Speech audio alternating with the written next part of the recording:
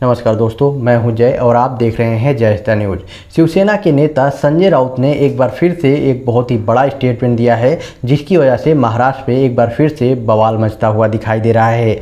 आपको बता दूं कि ये जो स्टेटमेंट दिया गया है ये उद्धव ठाकरे के बचाव में है और ये स्टेटमेंट दिया गया है योगी आदित्यनाथ को लेकर, जिसमें उद्धव ठाकरे ने 2018 में एक बयान दिया था योगी आदित्यनाथ के ऊपर, जहाँ पर उन्होंने चप्पल शब्द का यूज किया था योगी आदित्यनाथ को लेकर, जिसमें इनके द्वारा सीधा सीधा बोला गया था कि वो जो है योगी आदित्यनाथ को चप्पल से मारते।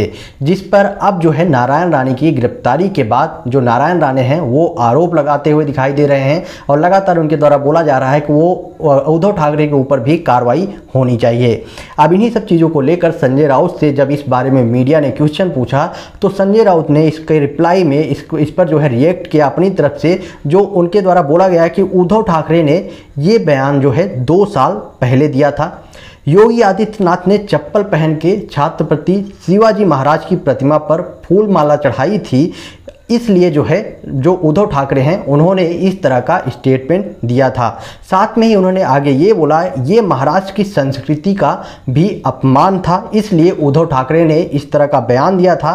साथ में उन्होंने आगे ये भी बोला है कि अगर भाजपा को भारत के महान सपूत और योद्धा का अपमान सही लगता है तो ठीक है, क्या भाजपा इतने सालों से सो रही थी? मतलब कि जब इस तरह का स्टेटमेंट दिया गया था तब भाजपा क्या सो रही थी जो उन्होंने इस तरह का आप जो है इस पर जो है सवाल उठा रहे हैं? क्या उन्हें नहीं पता कि लोगों की इज्जत कैसे की जाती है? संजय राउत की तरफ से ये भी बोला गया है, सीधे सीधे भाजपा के ऊपर निशाना साधा गया कि क्या उनको ये भी नहीं पता है कि लोगों की इज्जत कैसे की जाती है। साथ में ही आपको बता दूं कि नारायण राणे के द्वारा एक बड़ा बयान दिया गया था जहां पर उन्होंने बोला था कि महाराष्ट्र को हम बंगाल नहीं बनने देंगे।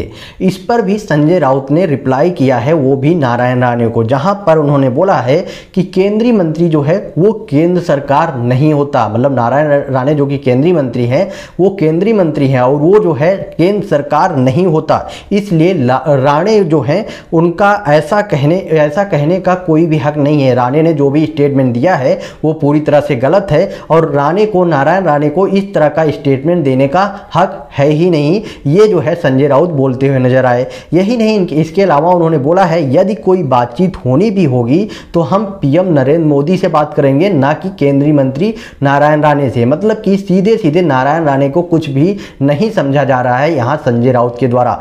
एक केंद्रीय मंत्री को वो इस तरह की स्टेटमेंट, इस तरह का जो है जवाब दे रहे हैं, वो भी संजय राउत जिसके बारे में आप सबको पता है कि वो हमेशा से इस तरह का स्टेटमेंट देते ही नजर आते हैं। आपका क्या ओपिनियन है बाय द वे इस पर? आप अपना ओपिनियन कमेंट बॉक्स में बताएं। साथ में ही अगर आपने अभी तक चैनल को सब्सक्राइब नहीं किया है तो चैनल को सब्सक्राइब करके बेल आइकन जरूर प्रेस कर दें।